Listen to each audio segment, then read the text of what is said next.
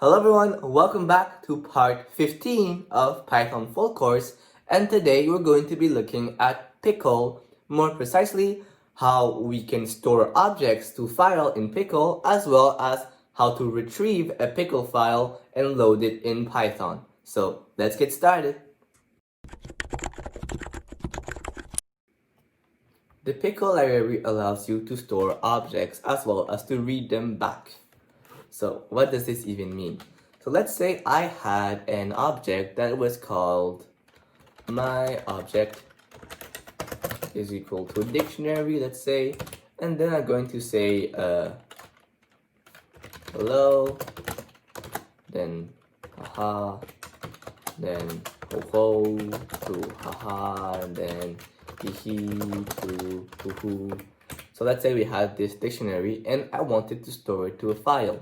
Then what I can do is that I can import Pickle, and when I import Pickle, it's just going to use the Pickle library, and now I can use functions from the Pickle library.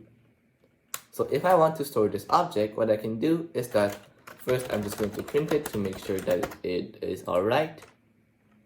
Then what I can do is that I can say with open, and then you put the file name you want. So let's say I say my dictionary, and then you have to make sure that you put a Pickle extension. So .pickle or .pkl. I just use .pickle because it just makes more sense to me. So we open my dict.pickle. You want to create a new file, you want to write to it, so you use W. And since Pickle is used for binaries, you have to make sure that you append a B. So you have a B here, and then you say as F. What you can now do is that you can take pickle.dump. So you're going to pickle.dump, and you have to put the object first. So my object, and then comma, and the file object here. So F. So if I'm correct, this should work, or it's going to be the order swap. So let's see if this works. And as you can see, this works actually well. That's nice, it works. First try. Now I'm going to create another file. Let's just call it loader.py. And here what I'm going to do is that I'm going to say with open my dictionary.pickle, and then I want to read, but it's going to read binary, so I have to put a B, RB as F, then pickle.load F. And I'm going to call it my dictionary is equal to pickle.load F. Import Pickle again, and then what I can do is that I can just print my dictionary. And again, I did the wrong thing. I had to run it from the shell. So you say python loader.py. Again, come on, python loader.py. So as you can see, this is the dictionary that we actually wanted. So this is actually pretty awesome. Notice that you can serialize objects that are more difficult. So for example, classes. So let's say I had a dog, dog.py. Then I say class dog, define init, self, name age. Then I say self.name equal name, self.age equal age. You can say define bark, self, and I'm going to say print wolf.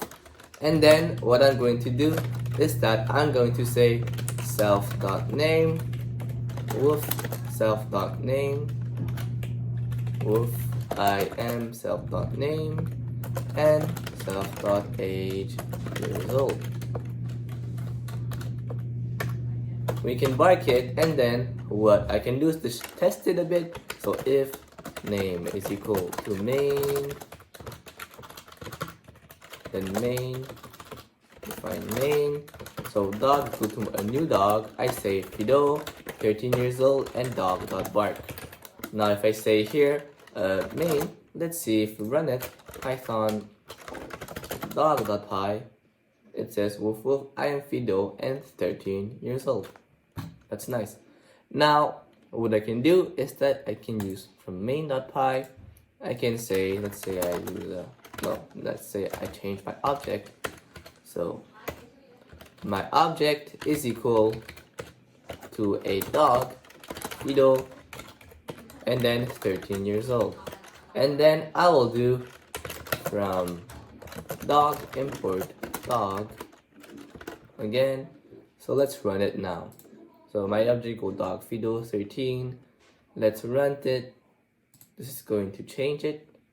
And what I can do is from loader.py, I can run this. So I can say python loader.py. And now you see I have a dog.dog object at no. So this looks very weird. And what I can do is that I can actually from loader.py try and say, let's just rename it to my object. I can say this is print. I can say my object dot bark. So let's run it again.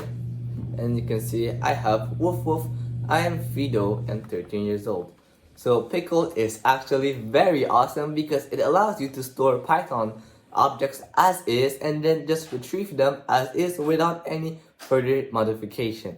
So this tremendously helps when developing, especially in machine learning when you just want to pickle a classifier, for example.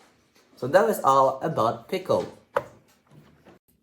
Thank you for watching. If you like this content, like, subscribe, do all that good stuff. And in the next video, we're going to look at the NumPy library. So stay tuned.